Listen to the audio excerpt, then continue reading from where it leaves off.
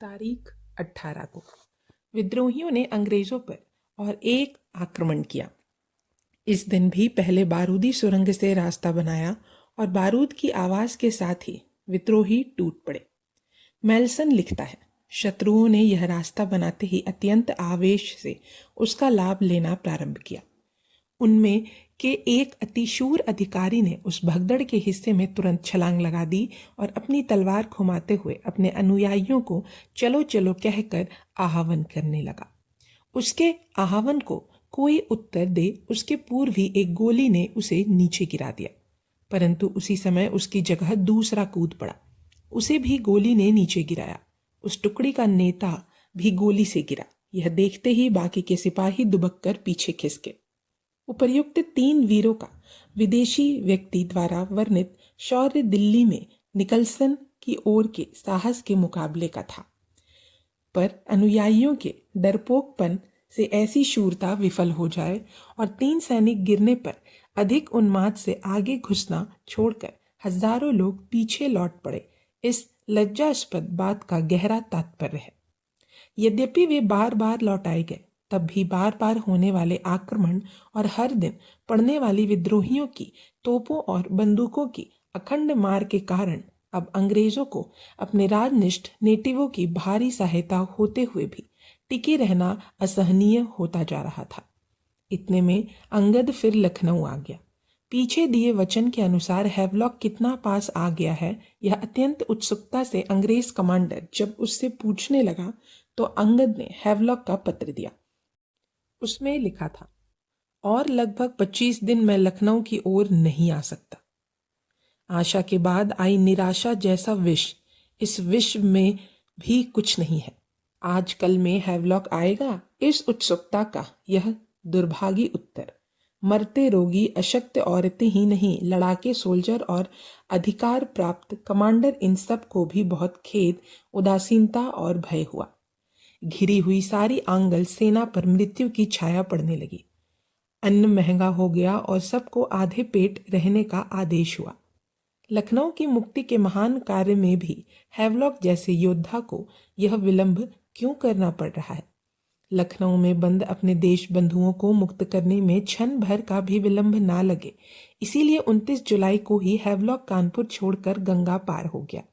उसके साथ 1,500 लोग और 13 तोपें थी और इस सेना के साथ मैं 5-6 दिन में तुम्हें मुक्त कर दूंगा, ऐसा उसने लखनऊ को आश्वस्त भरा पत्र भी लिखा था। परंतु गंगा नदी उतरकर अवध में पैर रखते ही हैवलॉक की यह काल्पनिक सुलभता ओस की तरह पिघलने लगी। अवध के रास्ते का हर इंच विद्रोह कर उठा। हर जमींदार 500-600 लोगों को इकट्ठा कर स्वदेश की स्वतंत्रता के लिए लड़ने को तत्पर। हर गांव विद्रोहियों के झंडे की गढ़ी बना। ऐसी भयानक स्थिति देखकर हैवलॉक मन से उद्गिंत तो हो गया, पर वह निराश नहीं हुआ। उसने वैसे ही आगे कूच किया। उन्नाव के पास विद्रोहियों ने उसे पहली टक्कर दी। देखकर वे आगे दौड़ गए। उन्नाव की लड़ाई लड़कर थके सैनिकों को हैवलॉक ने केवल भोजनाकाश दिया। भोजन निपटते ही फिर आगे कूच, फिर से आगे दौड़ जीती। परंतु यह जीत है क्या? इस एक दिन में उसकी मुट्ठी भर सेना का 6वां भाग समाप्त हुआ और विद्रोहियों का इस विजय से तिनका भी नहीं टूटा। अधिक क्या, परंतु लड़ाई शुरू होते ही मार धाड़ करके वे जो भाग जाते थे, सचमुच अपनी पराजय के कारण या कम खर्च में अंग्रेजी सेना के नाक में दम करने की सुलभ युक्ति के कारण, यह भी शंका ही है। और उसी में दानापुर के सिपाहियों के विद्रोह का समाचार आ गया। यह भयानक परिस्थिति देखकर स्तंभित हैवलॉक तारीख 30 को आगे छोड़कर पीछे लौट गया। हैवलॉक की सेना ने कानपुर छोड़ दिया। यह सुनते ही नाना साहब पेशवा ने फिर कानपुर में भीड़ जुटाई। हैवलॉक के कानपुर से गंगा उतरकर अवध में घुसते ही नाना अवध से गंगा उतरकर कानपुर में घुस रहे थे। कहीं नाना के इस लश्करी दांव में ना फंस जाए, इस डर से हैवलॉक मंगलबड़ में 4 अगस्त तक बंधा पड़ा रहा। 5-6 दिन में लखनऊ जाकर क्रांतिकारियों को गोमती का पानी पिलाने की जगह अब उसे नाना ही गंगा तीर पर पानी पिला रहा था। इतने में ही विद्रोही फिर से बशीरगंज दौड़ाए। तब उनके इस उद्दाम व्यवहार से चिढ़कर हैवलॉक जान की चिंता किए बिना और आई हुई नई कुमुक लेकर लखनऊ की ओर चला। उसने बशीरगंज में विद्रोहियों से कुश्ती लड़ी, जहां से उसने उन्हें भगा दिया। फिर यह जय या पराजय, यह प्रश्न फिर सामने था, क्योंकि इस कुश्ती में हैवलॉक के 300 लोग मारे गए। ऐसी हड्डी नर्म हुई कि लखनऊ की ओर आगे न बढ़ते हुए अंग्रेजी सेना पीछे गंगा की ओर हटती गई। उस दिन शाम को उसके साथ निकले 1,500 में से केवल 850 लोग ही बाकी रहे। हैवलॉक 5 अगस्त को पीछे हटकर फिर से मंगलबड़ लौटा।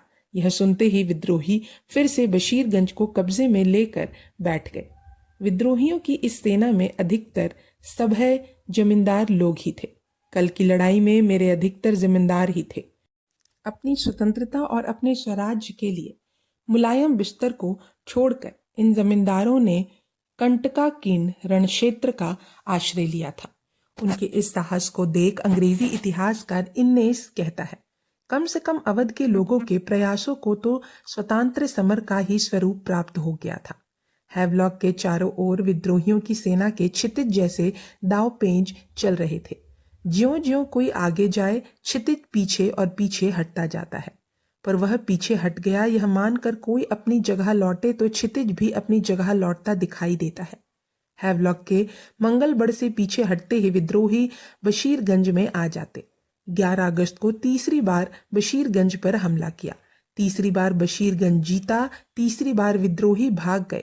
पर फिर हैवलॉक मन से पूछने लगा, यह जय है या पराजय? वह न केवल जय थी और न केवल पराजय ही थी, वह तो पराजय की विजय या विजय की पराजय थी। और इसीलिए हैवलॉक आगे न जाकर फिर मंगलबड़ को लौट आया। इस बीच नाना का पेंच पूरी रंग पर आता जा रहा था।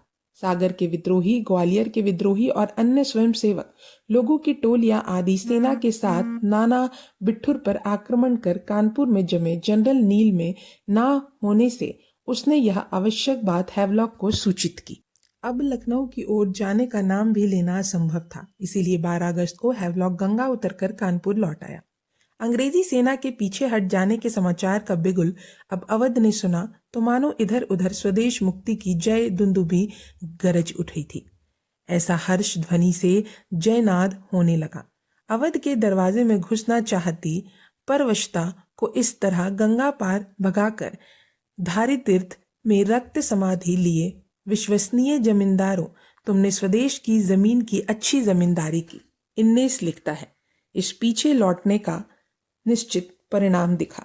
अवध से फिरंगी शासन समाप्त होने की यह अंग्रेजों की दी हुई स्वीकृति है। ऐसा कहते हुए वहां के तालुकदारों ने लखनऊ दरबार की प्रस्थापित राज्य सत्ता का अधिकार मान्य किया। उनके आदेश वे मानने लगे। आज तक की निरंकुशता समाप्त होने लगी और लखनऊ की मांग के अनुसार भिन्न भिन्न राज्य अपनी सेनाएं उधर युद्ध भूमि की ओर भेजने लगे। पर विद्रोहियों को मिली यह विजय प्रत्यक्ष विजय नहीं, अप्रत्यक्ष विजय थी। हैवलॉक द्वारा लड़ी गई 4-5 लड़ाइयों में वह प्रत्यक्ष पराजित होकर यदि कानपुर लौटा होता तो उसकी नाकेबंदी कर भगा देने से विद्रोहियों में तो उत्साह आया, उससे अधिक दृढ़ता, आत्मविश्वास उसकी सेना में और धैर्यच्युति का प्रभाव अंग्रेजी सेना में उत्पन्न हुआ होता। यद्यपि वह कानपुर में पीछे हटने को बाध्य हुआ, परंतु उस अपमान का कारण शौर्य का अभाव नहीं, सैन्य अभाव है। यह समझ में आ जाने से अंग्रेजी सेना की आशा विफल हुई। लेकिन आत्मनिष्ठा, जोश और दृढ़ता उस अप्रत्यक्ष पराजय से कम नहीं हुए थे। इसीलिए गोरी सेना की नई कुसुम आते ही लखनऊ को मुक्ति करने में जल्द ही फिर निकलूंगा, इस हिम्मत से हैवलॉक कानपुर में जमा। इस समय नील और हैवलॉक में व्यक्तिगत मत्सर से कितना वैर हो गया था, हैवलॉक के नील को लिखे इस पत्र से स्पष्ट दिखा जाता है। इस तरह का व्यवहार आगे सहन नहीं किया जाएगा। आप मुझे निंदा, धौंस और उपदेश से भरे पत्र लिखते हैं, परंतु इनमें से एक भी बात कोई मेरे अधीनस्थ अधिकारी मुझे कहें, यह सहन करने वाला आदमी मैं नहीं। आप यह समझ कर रखें, यदि सार्वजनिक हित को कोई बाधा ना पहुंचती तो मैं आपको कैद करने से नहीं चूकता। अभी आपको केवल आगाह कर रहा हूं, फिर से ऐसा बड़प्पन नहीं चलेगा। इस पत्र का एक वाक्य अंग्रेजों की रग रग में समाये राष्ट्र कर्तव्य का अति उत्तम घोतक है। गुस्से से उबलते हुए भी हैवलॉक कहता है, लोकहित में कोई बाधा ना पहुंचती तो मैंने अपने अपमान का प्रतिशोध तत्काल लिया होता। नील तथा हैवलॉक दोनों रणपट्टू योद्धाओं ने ऐन संकट के समय उत्पन्न हुई आपसी झगड़े से शत्रु के ध्यान में आ जाए या उसे लाभ मिले ऐसी एक भी घटिया कृति नहीं की। इतना ही नहीं अपितु लश्करी संबंधों के अनुसार पूरे अनुशासन में रहकर एक दूसरे की सहायता भी की थी। हाथी समान व्यक्ति के मदमलीन मस्तक पर राष्ट्रीयता का यह तीक्ष्ण अंकुश जहां गड़ा रहता, उसी समाज में श्री धी धृति कृति स्वतंत्रता वास करती है।